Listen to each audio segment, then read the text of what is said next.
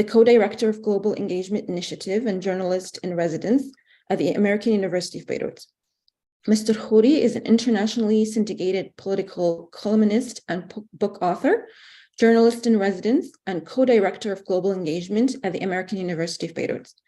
He's also a non-resident senior fellow at the Harvard Kennedy School. In 2006, he launched and directed the Issam Faris Institute for Public Policy and International Affairs at AUB. He was previously the executive editor of the Beirut-based Daily Star newspaper and editor-in-chief of the Jordan Times. He was awarded the Pax Christi International Peace Prize for 2006. Mr. Khouri teaches at several universities across the globe. He has BA and MSc degrees, respectively, in political science and mass communication from Syracuse University, New York, USA. Mr. Khouri, I leave the floor to you. Thank you very much, and thank you for having me with you in this event. I'm very pleased and honored to be here. I don't personally work directly in issues of women and marginalized people's inclusion in business and leadership necessarily, but I feel this is really perhaps the central issue in the overall developmental challenges in the Arab region and the MENA, Middle East, North Africa region. And that's why I'm so happy to be involved and to learn from the speakers. I just want to make one point, is that the multinational, multi-sectoral, multi-stakeholder nature of this talk today, or this panel, and the two others that are going to follow, really reflects the nature of the stresses and the challenges, but also the opportunities that shape the contemporary Middle East and North Africa. So there are huge issues in so many sectors: education, water, health, governance, accountability, finance. Anywhere you go, there are multi-sectoral problems, and therefore there must be a multi-sectoral, transnational, multiple stakeholder response. And this is why this series of webinars, I think, is so important. And we really have the perfect person to kick it off for us to give a short keynote talk or remarks today, which is Nada Nashif. I've known Nada for 25, 30 years. She has 30 years of experience in all of these different fields. She's a walking, globalized, humanist, activist practitioner. She's worked for the International Labour Organization as a regional director. She's worked for UNESCO. She's worked for the UNDP. She's now the Deputy High Commissioner for Human Rights based in Geneva. And her background really captures all of these challenges that we face. And she's not only very experienced, but very effective at bringing people together to discuss and to deal with these issues. So I'm very delighted that she's going to be to give her comments. And with that, I'd like to mention that our two other speakers, or our three other speakers will follow. I'll just mention a brief word about them after we hear from Nada. So with that, let me turn it over to Nada Nashif. Welcome, Nada, and we look forward to hearing from you. Thanks so much, Rami, for that very generous introduction. It's a pleasure to be with you all in this innovative project discussion and this launch of the webinar series. It is certainly going to be remarks. I'm speaking to an audience of experts as well, and I know everyone has a lot of this information. I'm just going to walk you through a little bit the global context, a little bit the challenges facing the MENA region, and then some of the priorities that we see from our vantage point here, as Rami said, UN human rights, but a little bit the UN, some of the calls to action that I'd like to leave with you today. Of course, the general context is very important. We are facing a pushback on human rights in general, but particularly women and girls in many places.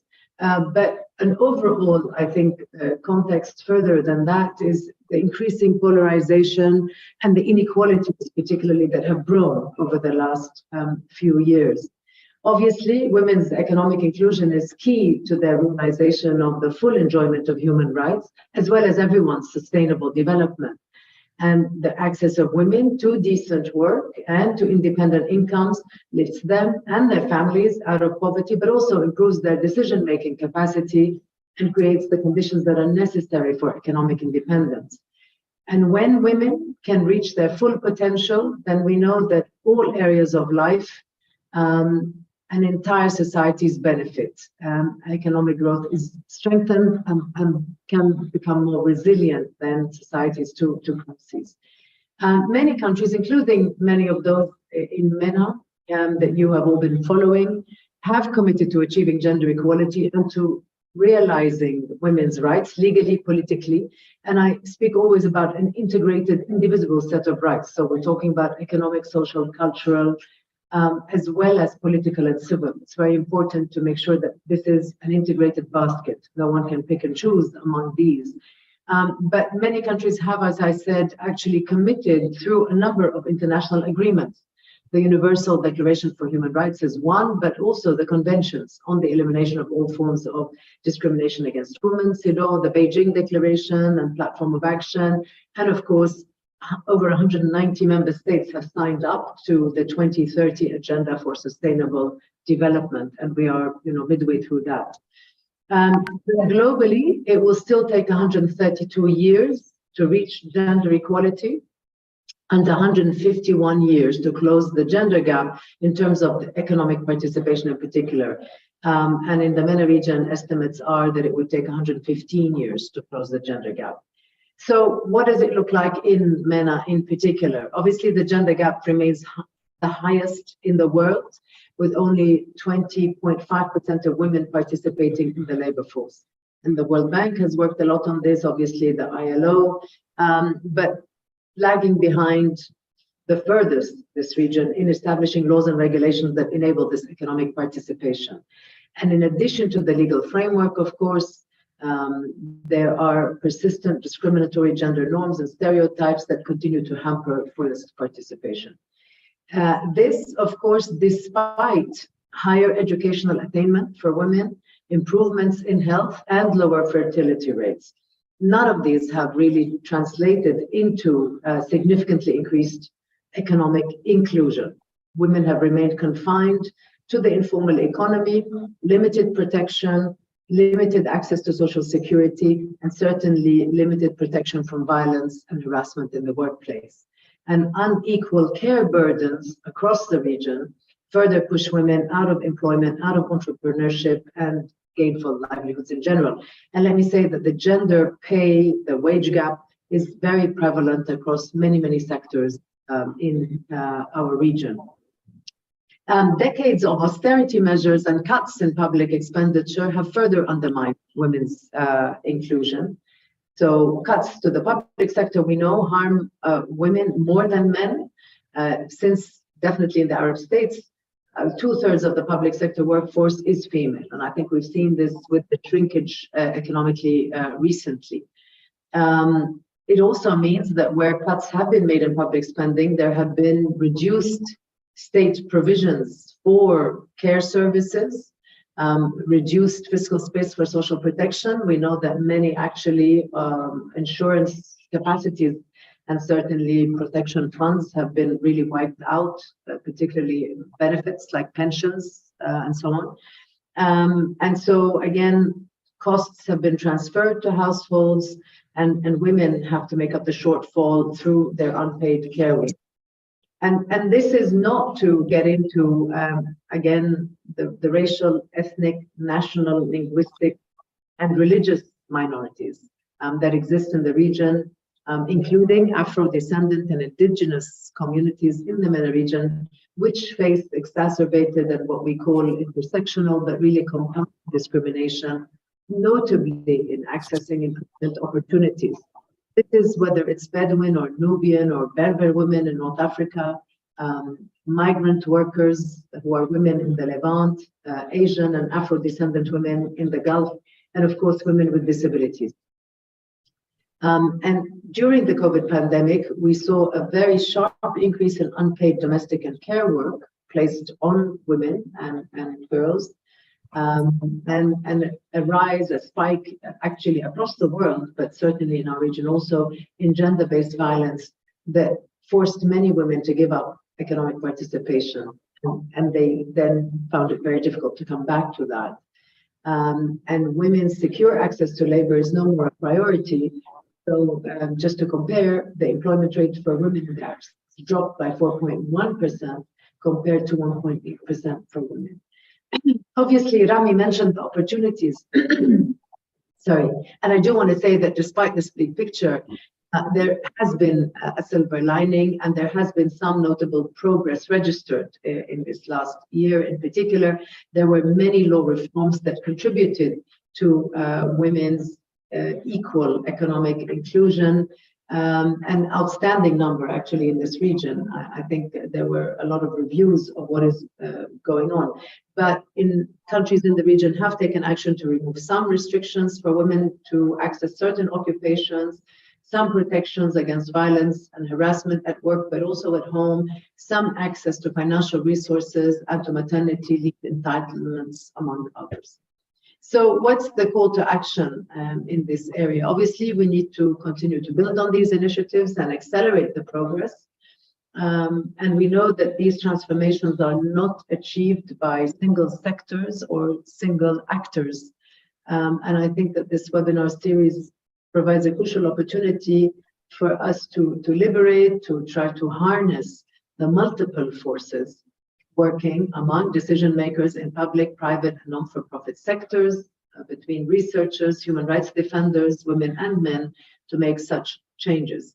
And specifically, I think I can talk about 5 things very quickly. First of all, it's important to know and to continue to be committed to empowering women economically, equating to empowering all women, which means that we cannot continue to look at women as a homogeneous group.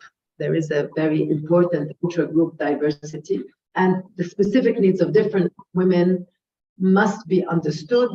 They must be articulated if we are to empower them. And I think in this area, I want to just talk about the importance of active collection and use of data, disaggregated by sex, and of course, all the other parameters. Secondly, we need much more engagement around the elimination of gender discriminatory laws in the world of work, whether it's the formal or the informal sectors, and also within the family. And just some examples, in some areas it would be the prohibition of discrimination on grounds of sex or pregnancy or parenthood and caring responsibilities. Again, it is really about the guarantees for equal access to equal pay and decent working conditions, free mobility, legal capacities, and the prohibition of violence and harassment. Thirdly, we need to challenge the structural patterns of women's and men's work, how these are defined. In some occasions, it will be the resort to temporary special measures, quotas, targets, to break the mold, to ensure that women can benefit from employment in high growth areas, and that they are equally represented in science, in technology, and in leadership. On boards of private sector entities, of companies, in cabinets of government. And also, therefore, introducing specific measures so that to increase men's participation in female-dominated sectors, just as we are seeking women's participation in male-dominated areas. And perhaps domestic work is a good place to start with all of that. Fourthly, we need to create an enabling macroeconomic environment for women's rights, including the social protection, which remains at the heart of many of these, and the transformation of the care economy. Governments should use fiscal policy to maximize available resources for the realization of women's rights. For example, raising revenue through progressive taxation. Also, we need to recognize, reduce, and redistribute unpaid care and domestic work. For example, a big call on governments and local authorities to invest in accessible social infrastructure, public transportation, schools, and hospitals that are accessible at community level. And we need to ensure that austerity measures do not harm women's rights in particular.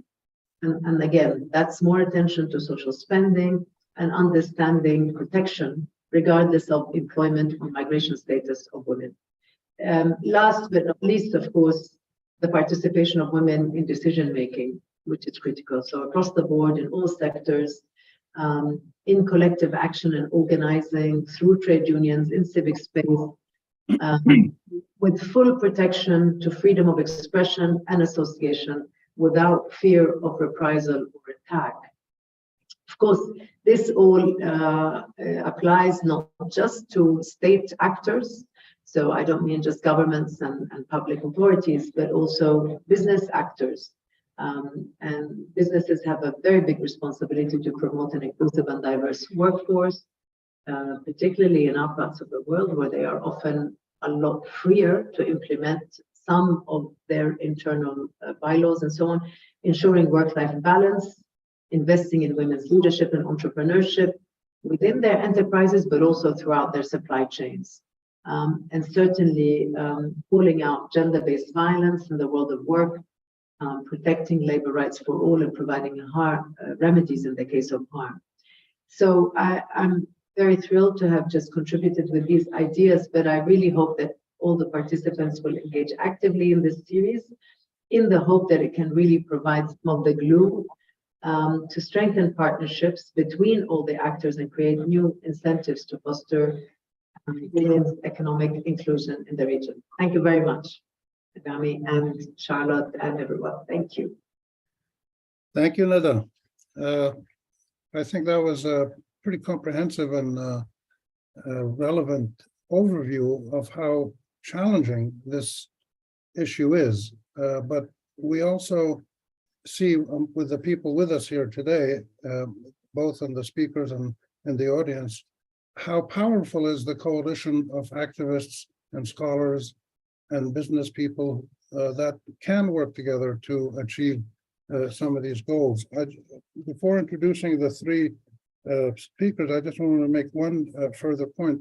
What's really special about this process that SAWI and Sybil and University of Ottawa and AUB have put together is this incredible combination of actors, academic institutions, private sector, governments, international agencies, civil society, bilateral donors, multilateral donors, just about everybody who should be involved in trying to make progress in these extraordinarily difficult and varied but linked fields that Nida outlined.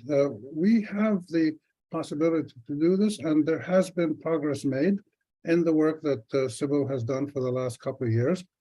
So we'll hear about that now from some of our speakers. We'll first hear from Charlotte Karam.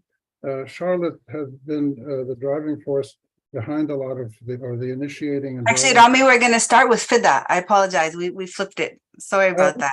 We're going to start with Fida Afyouni from the American University of Beirut, who is a human resources and gender expert. She's now she's now associate provost at the university, has been a tenured professor at the Al-Ayan School of Business and many other things. By the way, the full biographies of all the speakers will be on the website so that you can see them, and we reserve our precious time here to let them talk instead of me talking about them. So, Dr. Afyouni, the floor is yours.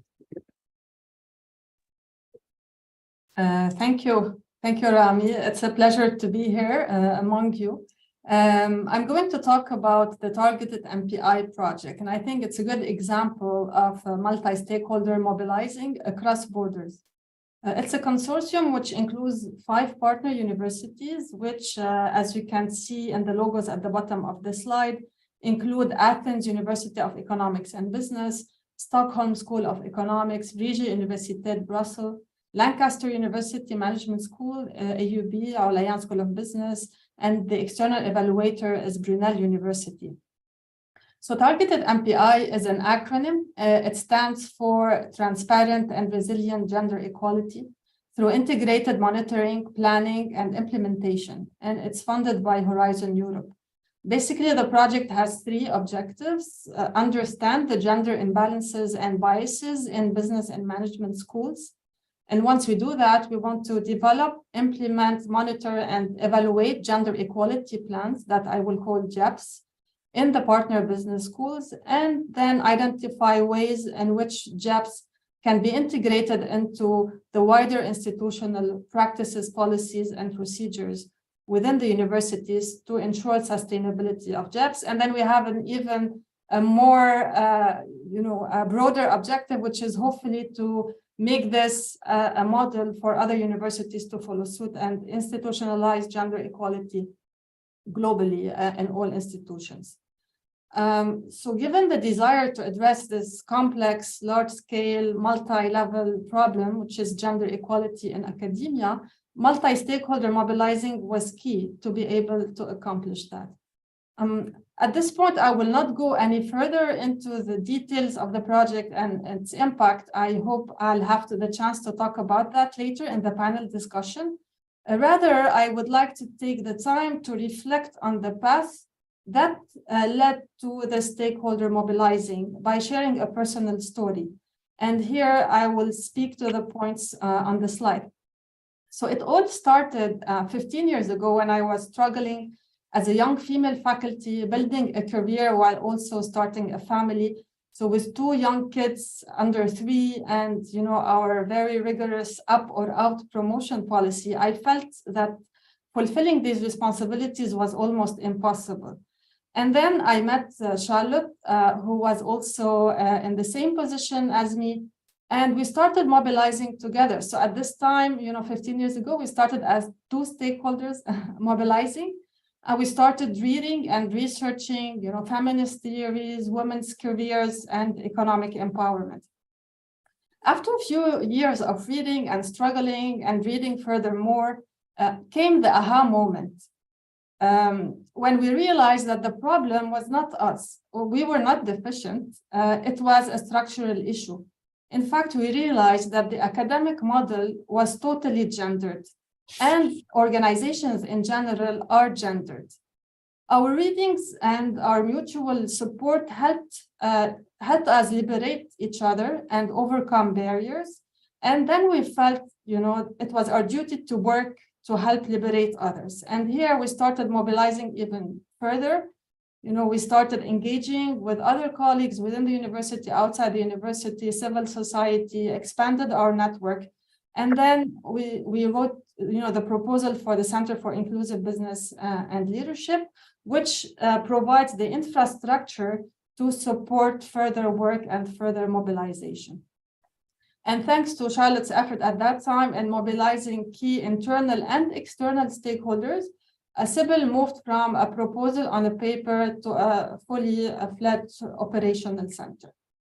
So from here, we engaged in a series of projects that Charlotte will talk about in a bit, like starting with the KIP index, but mostly the SAWI project, and which allowed us to mobilize further stakeholders. I will leave the rest of the story to Charlotte and go back to the targeted MPI. So being part of the center and having developed an expertise on the topic, I could now develop my network globally. So I joined a global network of career researchers, with meeting at international conferences. And this is how, by talking to colleagues who also have developed expertise in infrastructure, we decided to joint efforts and embark on this targeted MPI project, which mostly is with Europe and Lebanon. So now I am at the implementation stage. So the project started 2.5 years ago. It's a 4-year project. And at this point, once we want to really do the implementation and the impact, which is within our own university, internal stakeholders mobilizing is key for successful mobilization. So for me, it was this back and forth movement between external and internal mobilization that led to the success of the project. And I will stop here and leave the rest to the panel discussion. Thank you so much. Thank you, Fida.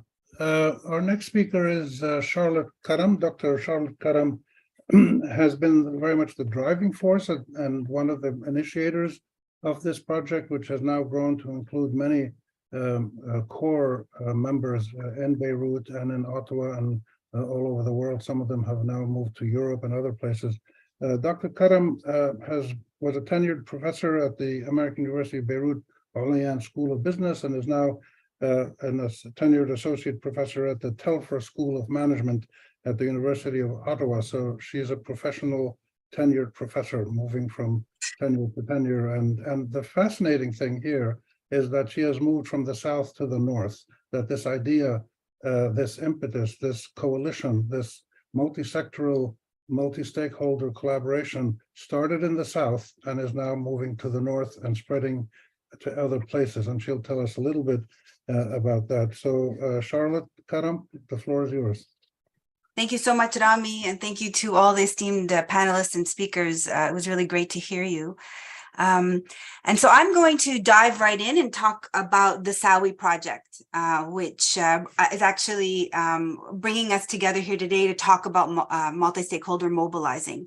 So the SAWI project stands for Support to Accelerate Women's Inclusion, and it is a feminist participatory action research project. And that's particularly important to say because in my positionality as an academic, a woman of color within Canada now, but having been a reverse migrator, a Canadian who moved to the region and spent 12 years at the American University of Beirut, the idea and the story that Fida shared, the idea of impact research, using our position within the academy, using our position, our positionality of certain privileges to move forward impact research that has impact on the lives and careers of women and other historically marginalized communities is extremely important. So again, the idea of it being a feminist participatory action research is particularly important for SAWI. SAWI started with 3 pillars. The first was to map the current recruitment, retention, and promotion policies and practices that are existing across the Middle East and North Africa. We did this largely as an academic exercise, reaching out and basically downloading and collecting examples of legislation, but also of policies with our fantastic SAWI team, some of whom are here with us today. So this desk review was coupled with the collection of primary data from employers in terms of what they're actually doing in terms of practices and policies that they have on the books, but also, and very importantly, the voices of women who are currently employed in multiple sectors in multiple countries. So this primary data collection with the analysis of legislation provided us a mapping of recruitment and retention and promotion. We then, with this knowledge, we then move to the second pillar, which is how do we begin to build multi-stakeholder collaborations where private sector, public sector, and CSOs, primarily seen as employers, how can they be central to what we're doing? And our position within a prominent business school within the region, the Orleans School of Business at the American University of Beirut, created a platform, created a space. 160 years of the American University of Beirut's reach across the region allowed us to basically woo and create partnership with employers and a certain sense of legitimacy for this second pillar, which is to partner with employers in order to craft concrete action plans for inclusive HRM systems that, given our feminist approach, prioritize dignity and social sustainability and not the business case, but rather a dignified working environment and sustainable economy. This moved us into a space where we acknowledge our third pillar, which is to create a network of multiple stakeholders of whom employers are an important part. This work, these 3 pillars and the work of the SAWI project is a multi-year, multi-country, multi-sector, multi-language, and multi-million-dollar research grant that's funded by the US Department of State and the Middle East Partnership Initiative, and specifically the Middle East Partnership Initiative, otherwise known as MEPI. The SAWI project is a project that at its heart focuses on mobilizing multiple stakeholders to co-create, to co-organize, and to implement changes in regards to more inclusive HR systems in the MENA region's formal economy. We say formal economy because we see this work as a pilot thinking about formal economy, because we know a big gap rests in the informal economy, and we hope in the future to begin to think about multi-stakeholder mobilizing in the informal economy, but that's, you know, a phase 4. So the aim ultimately is towards more dignified and equitable, and I'm glad Nada mentioned intersectional inequalities, and how we can think about this in terms of reformulating policies and practices relating to the recruitment, the retention, and the promotion of women. I won't repeat what Nada said, but very important is that the idea of women's economic participation rates in the MENA are of the lowest in the world, and there are many, many challenges given this context.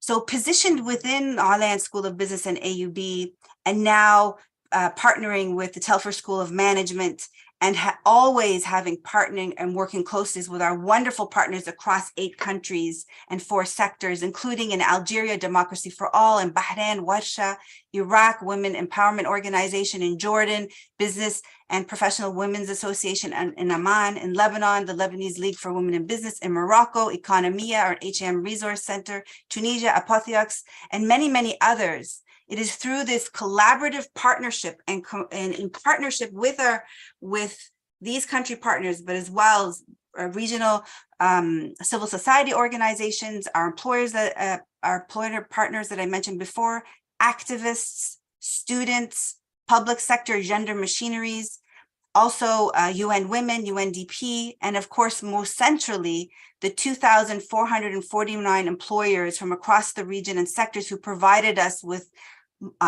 HR data, the 854 women who sat down with our interviewers and provided their personal stories. We gained a more nuanced understanding of the contextual and nuanced factors that shape HR systems and the experiences of those systems.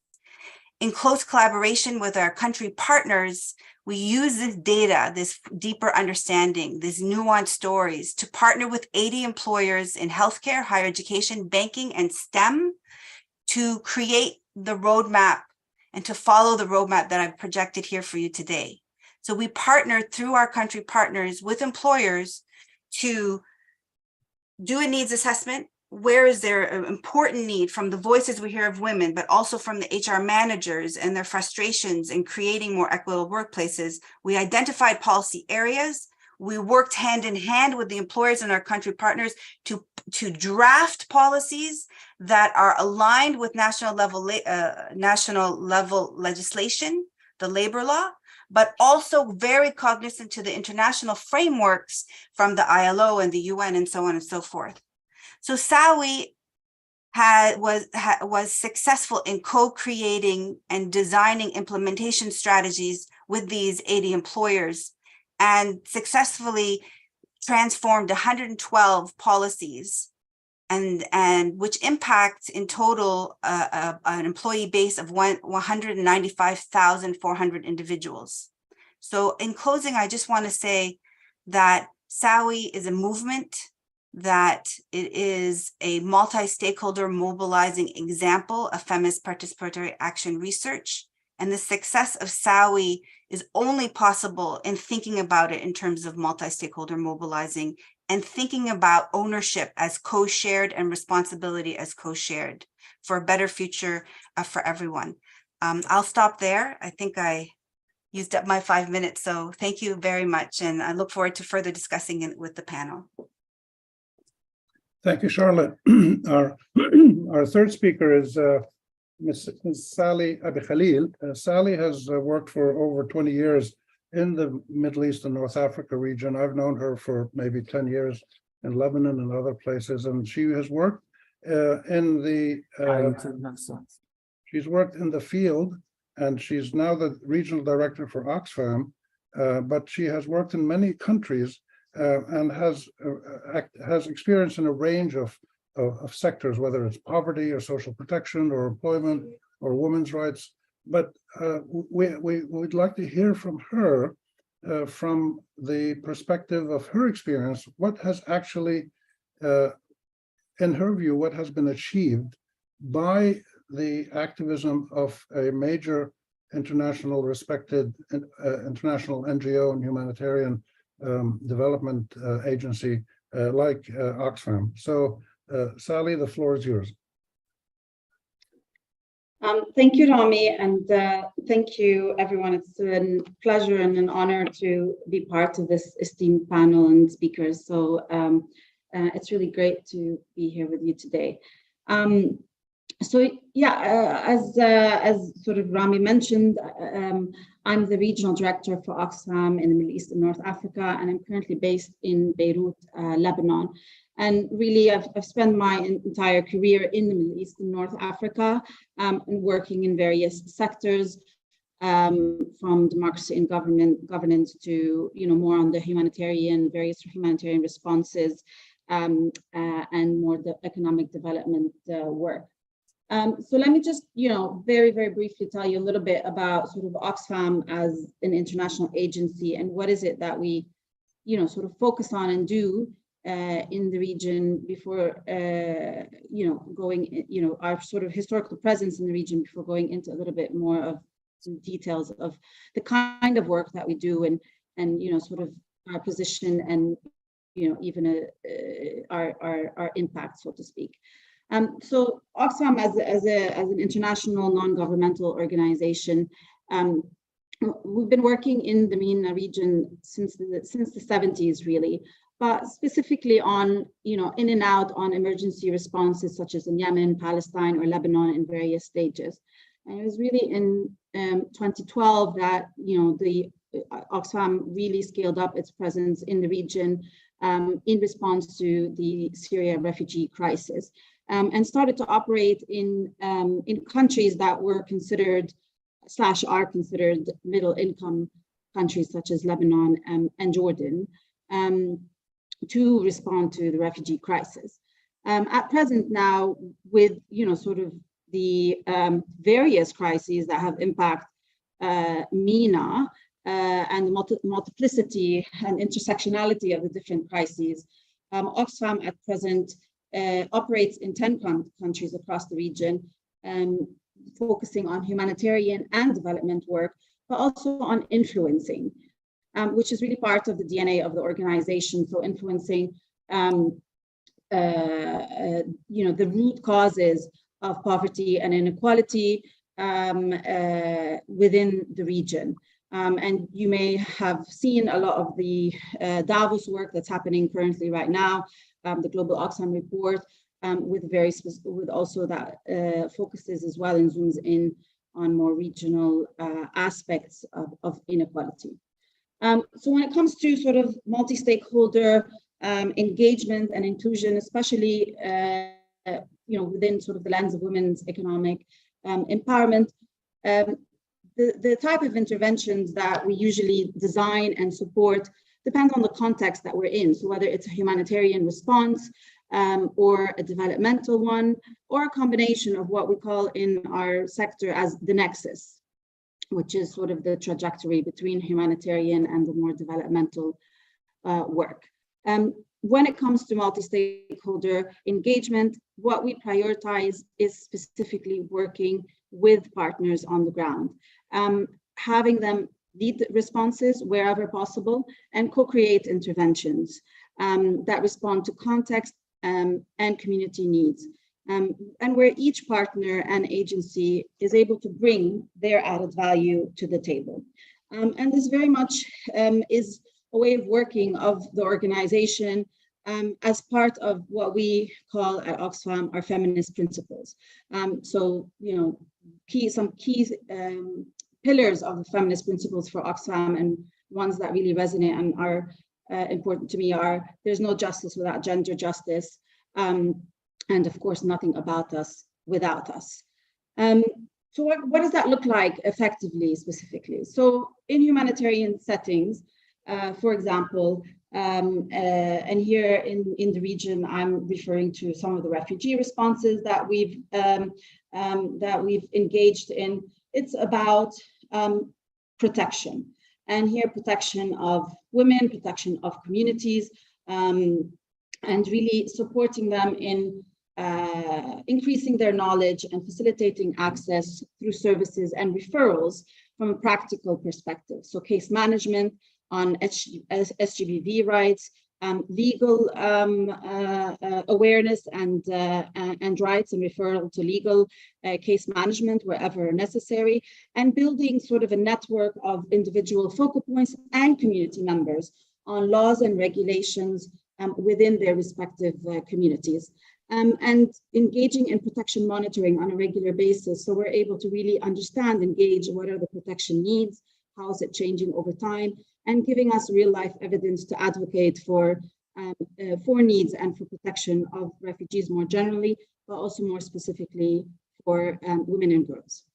And so that sort of element of protection coupled with specific services really empowers households to manage and support their families and enable them eventually to seek income generation wherever possible. And some of the income generation interventions where that may be available through our work and with our partners, an example is cash for work, which is what we like to call a type of livelihood intervention. So cash for work programs are paid training and employment schemes to really help offset negative coping mechanisms of refugees or of host communities or communities in needs, where, again, depending on the context that we're in. And stakeholders here that are usually engaged in cash for work programs include municipalities, very much so, or vocational training centers when it comes to training, but municipalities specifically because we really focus here on the local level and sort of building that relationship and somehow trust and engagement at the community level, and the municipality being sort of a first sort of entry point from a governance and systems thinking lens. For a more developmental programming perspective, a lot of our interventions work on both the supply and demand side. Business, we work with business and job seekers on skills building, apprenticeships based on market analysis and skills gap analysis, and business development services. We also, business development with specific businesses. We seek to support small businesses, especially those that are led by women. And also more recently engaging a lot more in social entrepreneurship. So where businesses have, a very clear social element responding to a social need within their communities. And here, it's about the entire process from inception to financing and development to replicability and scale. And then when it comes to, influencing, what we like to talk as Oxfam adopt the language as influencing, which is much broader than just advocacy. It's really about engaging various stakeholders on very, on addressing some of the root causes that we see as barriers to women's economic empowerment. And here it comes, whether it's on refugee protection, on the rights of the LGBTQIA community, on labor rights, both within the formal and the informal sector. So a big focus on decent work and the narrative around kafala, for example, and refugee protection.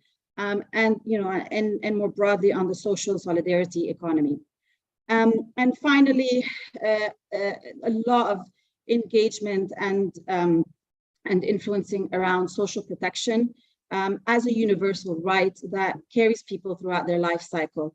And looking at sort of social protection also formally, but also within the informal sector as well. So this is just a flavor of what is, some of the more, let's say, tangible interventions when it comes to women's economic empowerment and sort of multi-stakeholder engagement as part of Oxfam's work. And I'm happy to have the chance, hopefully, to engage further in the conversation as we move ahead. Thank you. Thank you, Sally. Thank you to all three speakers. So what we have seen very clearly is the broad, complex, multi-sectoral nature of both the constraints that women and other marginalized groups experience in joining the workforce and policymaking in the public sector and everything else. But along with the challenges, there are also mechanisms of opportunity and assets that can be harnessed and tapped and developed. And I think this is one of the extraordinary dimensions of this work that's being done. But a critical question that I have, I'd like to ask the three speakers, and then we'll have questions from the audience. First of all, and it's come up in your comments, we know the problems, we know how to, or we know the constraints, we know how to fix them. Some of them have been fixed in certain places. The big question is, and I've dealt with this as a journalist and then masquerading as an academic for the last 15 years, and is how do you actually budge the public sector to change? How do you actually achieve reforms in laws? And you have to start with the public sector often, and sometimes the private sector with it, but the changing public sector attitudes to these issues is always the key. How does that happen? If some of you would like to mention where you feel you have achieved change, and Charlotte mentioned over 100, I think, laws or cases, that's really critical. The second thing is the benefits and the risks. What is the balance? Do you get a small benefit, but you face a lot of risks? Because, you know, established systems don't like to be changed. They don't like to reform. Power elites don't like to change their hold on power. And even many workers who are paid not well and have constraints are often hesitant to rock the boat because they don't want to lose that job that might only bring them a small amount every month, but that small amount every month puts food on the table for their children or buys them school books, possibly, if they go to school. So the benefits and the risks. And finally, the notion of care. This is a new notion that's developing more in feminist work, but in other areas. So what is your, any comments about how the notion of care is growing and how you may be tapping it and implementing it and operationalizing it, especially when you deal with other marginalized communities besides women? So those are two or three questions. They're big questions, but you're dealing with a big issue here. So who would like to start? Charlotte, Fida? I'm happy to start, but I'd also like to, Go ahead. Fida or Sally, anything that pique your interest in answering? Please go ahead. We'll go after. I mean, there's so many interesting angles here. Maybe I'll just start with the public sector question, since it was your first question. So the policies that we changed through the SAWI project are HR policies. They're not national legislation. However, there was a project that predated this that was called the KIP project that received funding from the U.S. State Department, GWI, also a lot of support from UN Women, funding from UN Women, UNDP. The idea behind this project was and it was particularly focused at the time on Lebanon. And as we all know, Lebanon has a highly entrenched political class. It is a failing state. It has a lot of governance issues and a government that is not very reliable. And so when we set out to work on anti-sexual harassment within the workplace, and there was no national level legislation, this posed some problems, but it also posed an opportunity. And the way that we engaged public sector, and I should mention over a 5-year period of time, we had to work with 3 different governments because the government fell each time. This was done as a parallel process and not a primary process. So there was always conversation with gender machineries within the government the National Commission of Women primarily, but also when we had a Ministry of Women. Now we don't, it fell. We didn't at one point, then we did, then we didn't, then we did. There were parallel conversations happening with the government. Our aim was, and I think it's particularly relevant for developing countries and particularly relevant for failing states, is how can you mobilize employers for as primary, and then through that work with employers, given the reach of a lot of well-placed business owners, begin lobbying and advocacy at the government level as secondary. And I'm happy to say through the work of NCLW and many, many activists and organizations over the year, including Sybil, the law for anti-sexual harassment passed in 2020. But it was a long and hard process within the failing state of Lebanon. Fida, do you have your... Yes, I would like to comment maybe on the second question, and I wanted to pick up on what you said and other speakers said about having the legitimacy to partner with others, and also nothing about us without us. So I want to talk about the mobilization and the collective work might raise some questions about the hidden agendas, especially if you also have funding from external sources.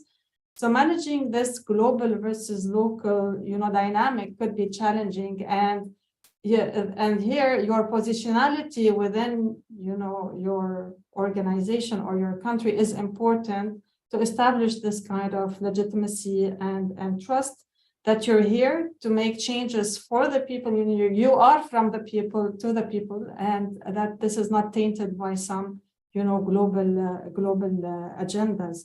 And so the way you frame, and I talked, about going back and forth between external stakeholders and internal stakeholders. So I think it's very important to engage with external stakeholders to learn and to exchange ideas, also to mobilize resources, because it's a huge endeavor to understand all the issues. So the more heads you have, the better. But then again, when you come back and you want to implement, it's very important also to show that what your intentions are, and therefore the way you are framing the issue and the way you are interacting with internal stakeholders, trying to build arguments as to why what you're trying to do is important to them, and the impact it will have is important. And I found from my experience that really being evidence-based is very important, because we all acknowledge that there's a problem, but we do not know how bad it is. So when we see the numbers in front of us, this could be also something that would give you more legitimacy to act, and you can demonstrate the impact of your work. Sally. Yes, thanks.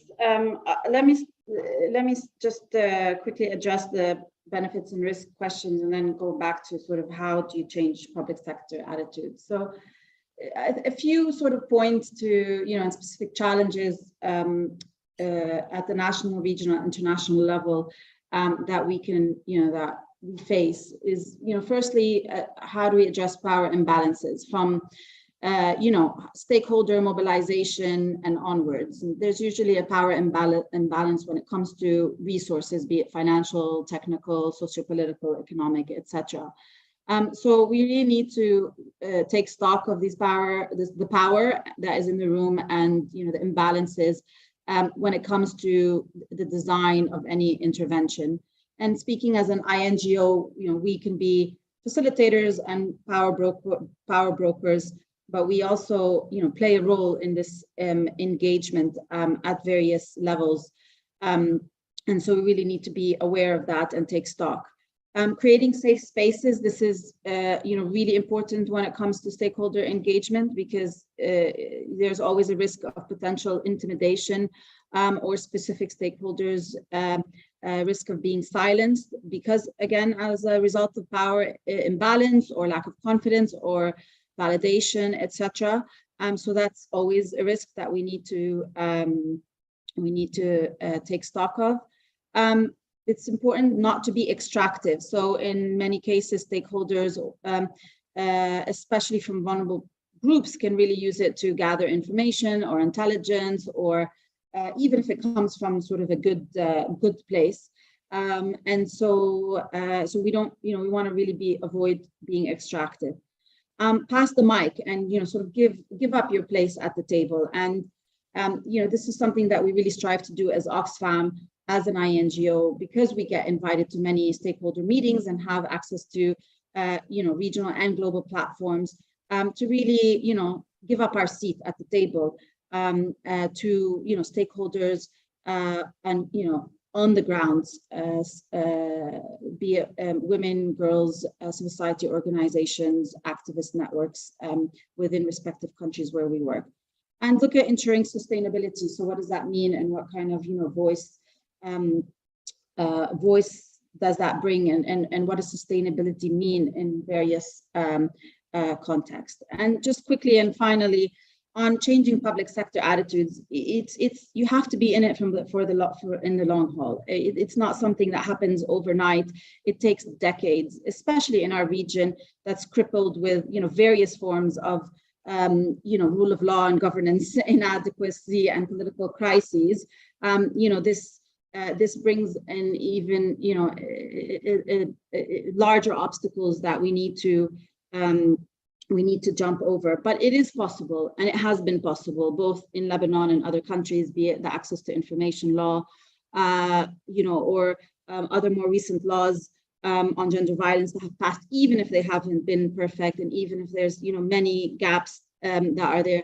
And more recently, we've managed to put the social entrepreneurship legal framework, on parliaments, in parliamentary committees. It is possible. It just takes an incredible amount of time, and eventually you'll find your key allies, and you just have to foster those relationships in the long term. Thank you. Okay, we have reached the end of our 1 hour. I want to end by thanking the speakers and thanking all the participants and the attendees who joined us online. And just to add one last comment about the nature of this work. I've been a reporter and an analyst, writer in the Middle East for the last 52 years. So I've watched this process in many sectors, and I can confirm that things move very slowly. There are issues today, including women's rights, quality of education, access to water, almost all areas of social need and social rights and development have huge deficiencies in most of the non-energy producing MENA countries. And they've been addressing these issues, many of them with the World Bank and donor aid, and making very slow progress. So I think there's a lot to learn from the SAWI and the Sybil work and what you're doing. And as it expands, I think this is going to be an important junction where people in the development field can maybe give some breakthroughs about how a success can be achieved with more inclusion and what Nada mentioned, the integrated nature of the human rights challenges, which include women's rights and all the rights that many of you have mentioned. I want to just mention one more thing, that this is the first of 3 seminars online. The next one is February 7. And it's going to talk about women's economic inclusion in the MENA region, mobilizing employers for inclusive policies and practices. And then the third one is March 14, about women's economic inclusion, actioning policy change at the national and organizational level. So there's a lot more to come. You can get more information from the website. I am honored to be involved in this first one. And I think we should just give Charlotte 1 minute to make any closing comments that she would like to make. Well, just thank you so much to you, Rami, and to Sally and Fida and Mariam and the whole SAWI team for being here. And also in particular, thank you to all of the participants who are in the room. I see many of our country partners, but I also see many familiar names for amazing work that's being done across the region on women's economic inclusion. This work cannot move forward unless we all work together, that we find ways to collaborate, whether it's with Oxfam on their wonderful projects, or it's with the targeted MPI, or with SAWI, or with the projects that you're doing. I think the major takeaway for me from this is that there's a lot of work to be done. There's a lot of work to do, and it can only be accomplished if we work together. So thank you all for being here today. And I wish you a wonderful rest of day. And I hope to see you on February 7th for the follow-up wonderful panel. Thanks again. Thank And you. there's more information on the website if anybody wants to go and follow it up. Miriam, Wonderful. that's it? Okay. Thank you. Thank you. Thanks, everyone.